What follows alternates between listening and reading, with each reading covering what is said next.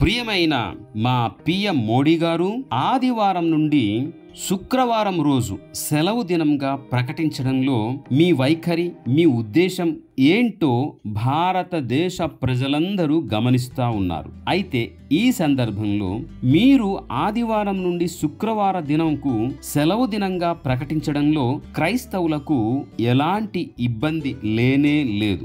ఎందుచేతనంటే పవిత్రమైనటువంటి బైబిల్ గ్రంథంలో నిర్గమకాండము 20 అధ్యాయము 8 నుండి 11 వచనాలు ఇలా వ్రాయబడింది. తనను విశ్వాసించినటువంటి తన ప్రజలకు దేవుడు ఆజ్ఞాపించారు, విశ్రాంతి దినము పరిశుద్ధముగా ఆచరించుటకు జ్ఞాపకము చేసుకొనుము. 6 దినములు నీవు కష్టపడి నీ పని అంతయు చేయవలను.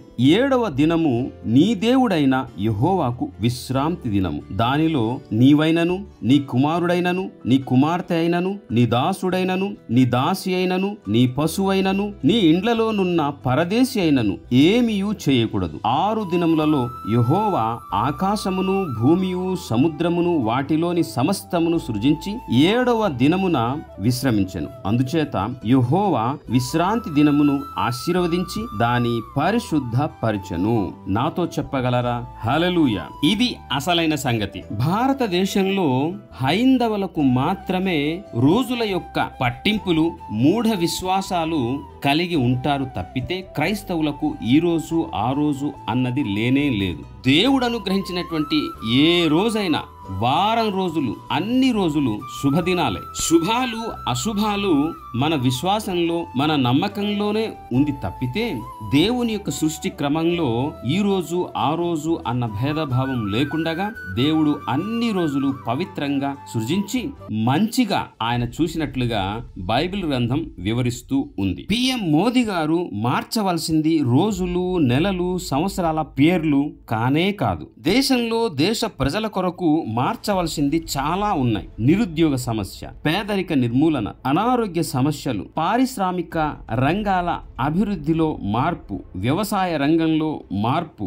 నిత్య అవసరత వస్తువులు ధరల నియంత్రణ, దేశ జీడిపితో పాటు సామాన్య ప్రజల యొక్క తలసరి ఆదాయం పెంచటంలో మార్పులు, దేశంలో పలుచోట్ల రోజు ఎక్కడో ఒక చోట దారుణంగా మత హింసలు, మత గొడవలు జరుగుతూనే ఉంది. ఈరోజు ఇంకా మనం చెప్పుకోవాలంటే మణిపూర్లో నేటి వరకు ఈ హింసలు జరుగుతూనే ఉంది. ఇలాంటివి మార్చాలి. దేశ ప్రజల అభ్యున్నతికి, పురోగతికి, అభివృద్ధి కొరకు చేయవలసినటువంటి కార్యక్రమాలు చాలా ఉంది. కానీ రోజులు, నెలలు, సంవత్సరాలు మార్చి మత వివాదాలు తీసుకొచ్చే ఈ పనులు ఎంత మాత్రం బాగులేదు. పిఎం గారు సిఏఏ, యూసీసీ, భారతదేశం పేరు మార్చడం, సెలవు దినాలు మార్చడం, పలు రంగాల లోగోలు మార్చడం, ఉదాహరణకు దూరదర్శన్, చివరికి రాజ్యాంగం కూడా మార్చడం. మేము అడుగుతున్నాము, ఈ మార్పుల వలన దేశ ప్రజలకు ఎలాంటి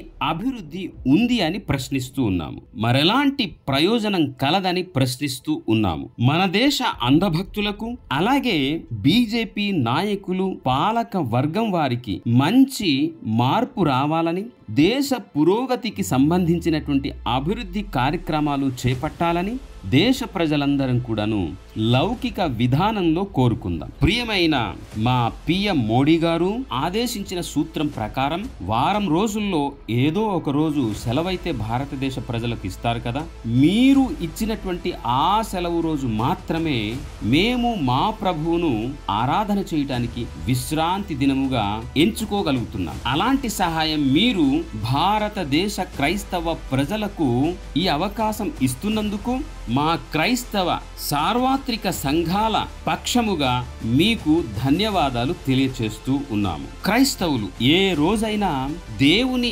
ఆరాధించడానికి శుభదినమే. ఆ రోజు సంఘముగా మేమందరము కలిసికట్టుగా ఒక చోట చేరి దేశ, రాష్ట్ర, ప్రపంచ ప్రజలందరి కొరకు, నాయకుల కొరకు, పాలకుల కొరకు, అధికారుల కొరకు, ప్రభుత్వాల కొరకు, ప్రజలందరి కొరకు ప్రార్థిస్తే మేము సుఖము, క్షేమముగా ఉంటామని 1 తిమోతి 2వ అధ్యాయము మొదటి 2 వచనాల్లో దేవుడు రాసి ఉంచాడు. అందుచేత మేము కూడుకొని ప్రార్థన చేస్తే దేశము సుఖశాంతి సౌఖ్యముతో వర్ధిల్లుతుంది అన్నటువంటి నమ్మకంతో మేము సంతోషిస్తూ ఉన్నాము. ఈ మా సంతోషంలో దేవుని ఆరాధించడానికి మీరందరూ కూడాను మాతో పాల్గొనాలని ఆశిస్తూ ఉన్నాము. అలాంటి గొప్ప భాగ్యము మీకు దేవుడు దయచేయాలని అన్ని మా ప్రార్థన సమయాల్లో ప్రార్థిస్తూ ఉన్నాము. దైవ శిష్యులు.